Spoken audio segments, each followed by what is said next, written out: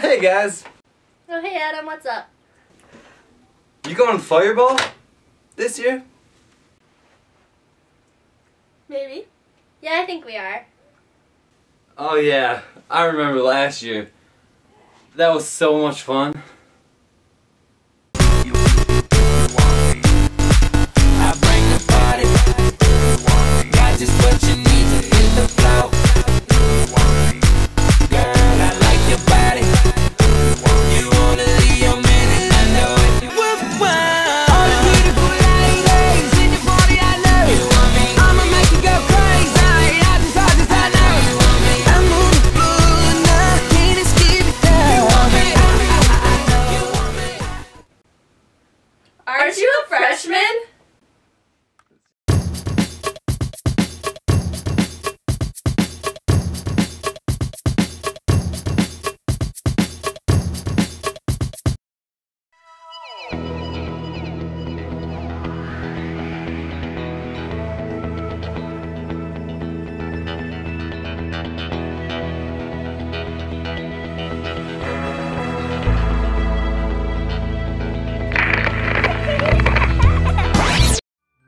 You're just an object to me.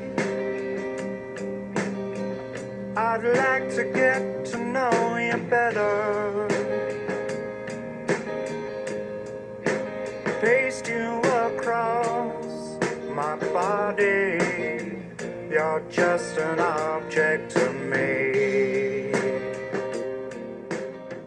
You're just a piece of me.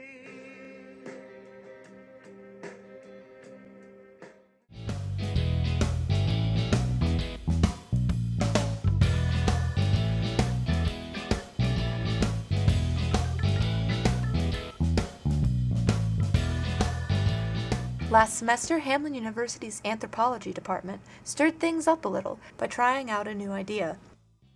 The idea was to combine two classes, the museum class with the archaeology lab class. The two professors in charge of this collaboration were David Davies and Brian Hoffman.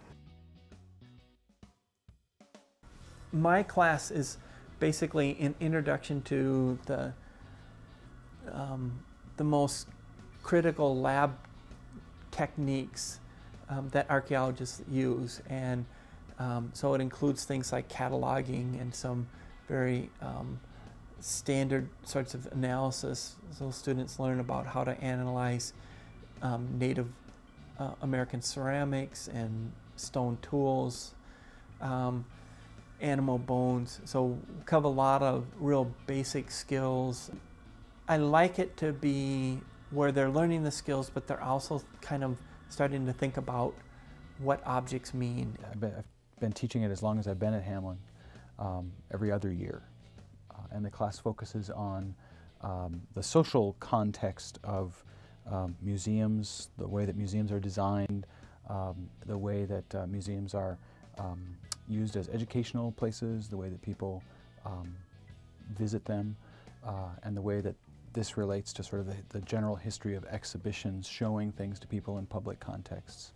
Back in 2004, we excavated on Hamlin campus at a building site that was where the original Hall of Science stood. So it was the third building constructed on campus. One of the things that I particularly like about it too is the Hall of Science. It had one of the earliest natural science museums in this part of the country. This was my very first attempt at doing historic archaeology on campus.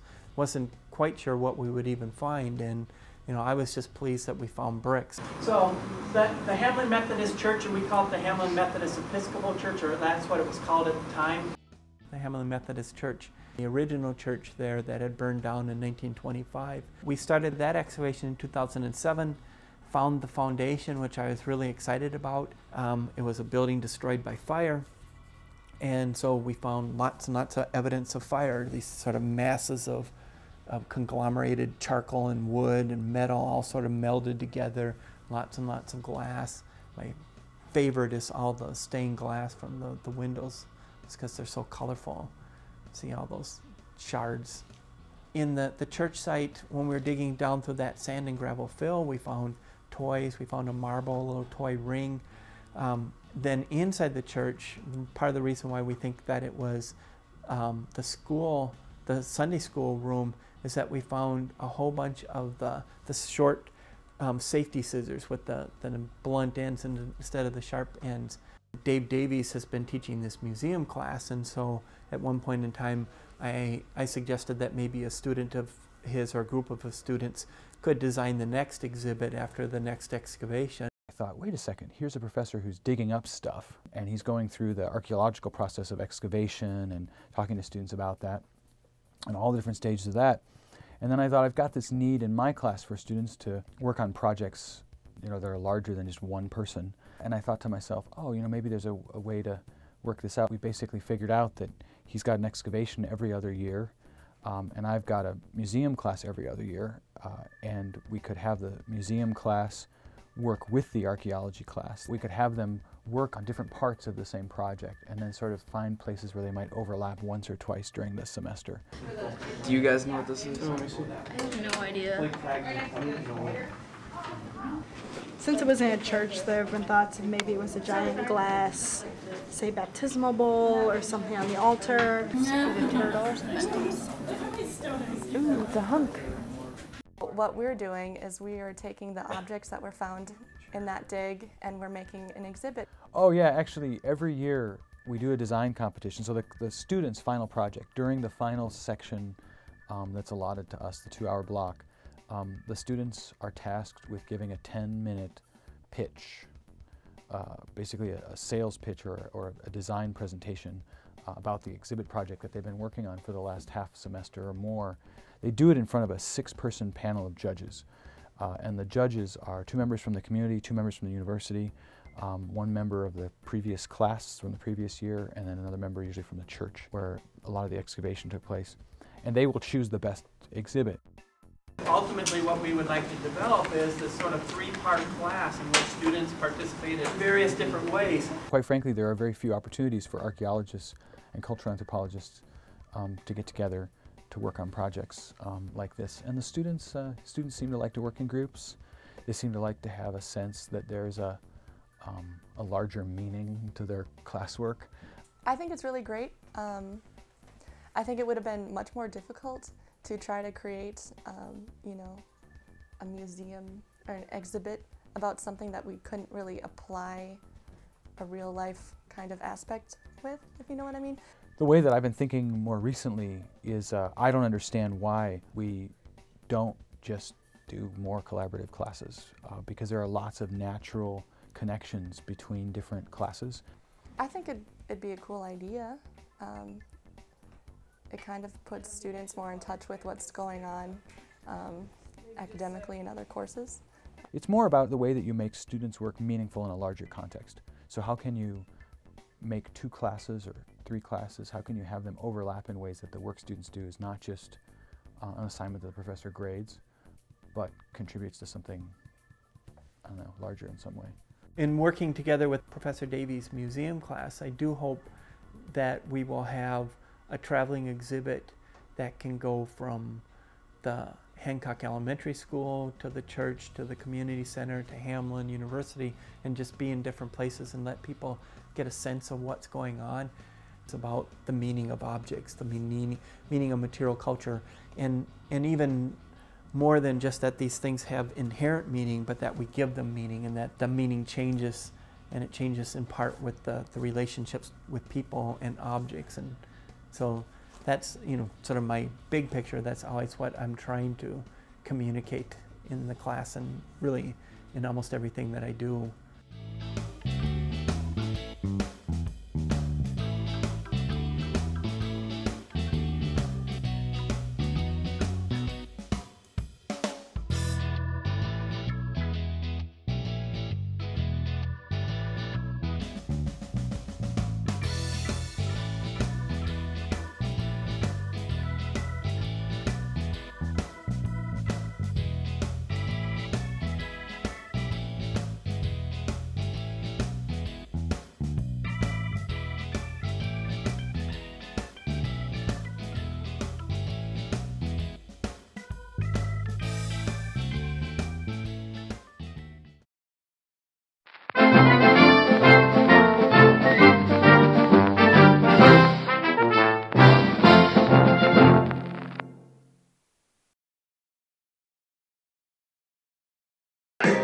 just an object to me.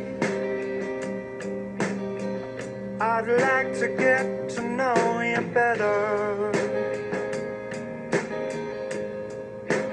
Paste you across my body. You're just an object to me. You're just a piece of me.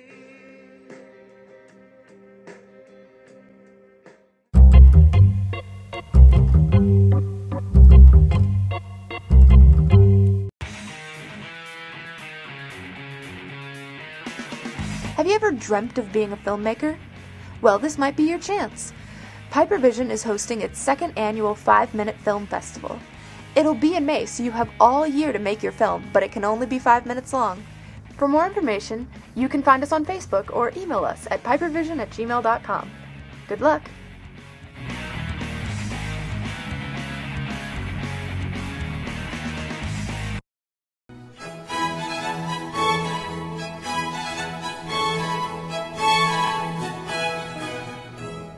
This feels weird, guys. Like, I don't even know. My face feels a little bit big. Like, this large face, you know?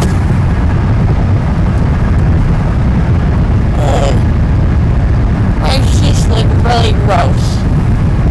Don't look at my teeth. Oh my gosh, you guys. It's time. It's 8:47. I think we should take a moment to talk about how great Wisconsin is. Because Wisconsin is the best state in the world. The Packers are going to the Super Bowl. That's a big deal. Like, you don't understand how big a deal that is. I'm not allowed to motorize any vehicles because I'm in a state of confusion. I actually took my driver's test earlier, and I failed. That was a bad time for me in my life. The thing is, when you have a learner's permit, feel comfortable before you go take your test. With everything, I didn't pass my driver's test. Because you got too anxious. I got too anxious, yes, thank you, Father. My tongue feels so dry. Dad, my tongue feels really dry. My tongue. It does. Yeah. That was my dad. Marlon Brando was really great. And he stuck cotton balls in his mouth. Much like they have stuck cotton balls in my mouth. Except I'm not the Godfather. So I don't know what's up with that. To the mattresses. Take it to the mattresses. That's another line from the Godfather. Really, when you think about it, life is all about friendships and the memories you make with friends, and you don't want to screw that up at all. I think it was weird when they put the nitrous oxide, the laughing gas, on my nose. That was weird. That was super weird. I can feel my lip.